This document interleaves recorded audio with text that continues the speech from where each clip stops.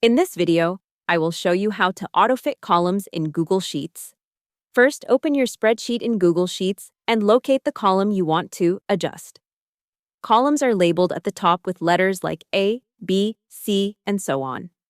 To auto-fit a single column, move your mouse to the line between two column letters, for example between A and B. When your cursor changes into a double arrow, double-click that line. Google Sheets will automatically resize the column to fit the longest content inside it. Another method is using the right-click menu. Simply select the column or columns, right-click, and choose Resize Column. A small window will appear, then select Fit to Data and click OK.